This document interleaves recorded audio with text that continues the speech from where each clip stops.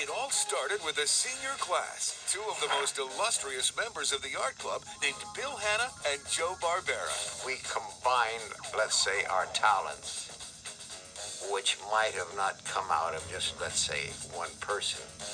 And so by working together, I think we had more talent there than, let's say, in the average cartoon. Now, there was no dog in Scooby-Doo at the beginning. It was called the House of Mystery or whatever. So why don't we put a dog in there?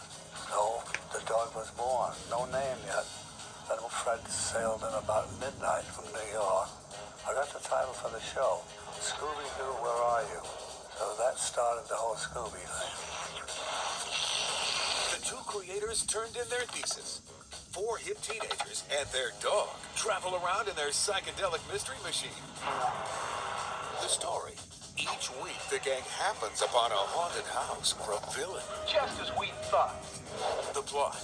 Every episode, Shaggy, Scooby, Fred, Daphne, and Velma expose every eerie incident as just a hoax. He's a master at disguises and wanted in 7 states. That explains a lot. I think the thing that makes that show work is a dog that eats all the time. And his buddy, Shaggy, will also eat. So you have competition between the two of them for food. Uh-huh. They will eat anything that looks like food. Hey, Raggy, here's the whole class. I think we better split up. Daphne and I will go this way. You two go that way. Did I really wear that years ago? That jacket with that skirt? Jinkies! I've always been crazy about a good detective. Story, that is. For some reason, I'm still starved.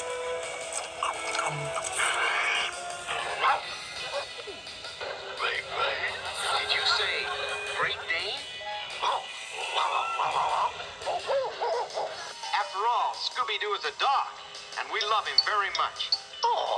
So we began to work on the dog. In fact, the Hanna-Barbera cartoons are pretty well known for the variety of dogs that they have. Dog? Where? So Scooby talk. Where we go? Where we go? So I used to tell the kids, you want to talk like Scooby? They say, yeah. So they put the R's in front of the word and use that Scooby dialogue. They're all great characters. I mean, when I look at them, I smile inwardly because I love to hear them talk. Scooby-Doo, where are you? And also they're terrified all the time. And they cling to each other and they shake and shiver. And they're always running in terror and some ghoulish guy is chasing them. It's like every villain we've ever faced is here.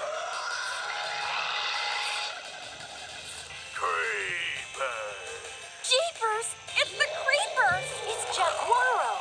Gator Ghoul and the Tar Monster? It's old Iron Face! Man, you guys know some strange people.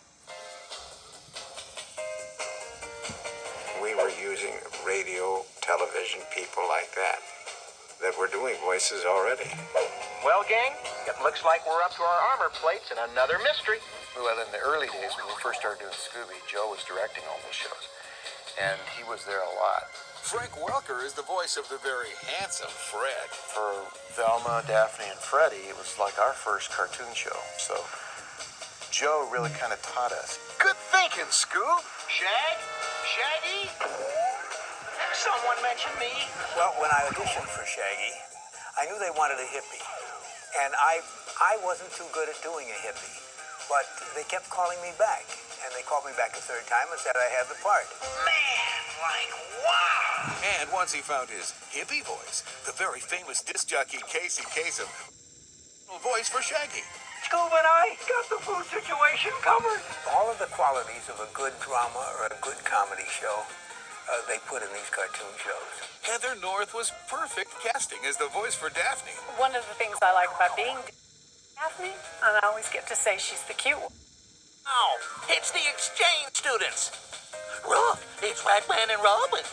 Like and the Joker and the Penguin. Rudrow. With very scary characters. It's the travel club. Track, man, art club, and band. Boy, these were good times, eh, Scoob? Well, all right. Speaking of old times, look what that could be developed.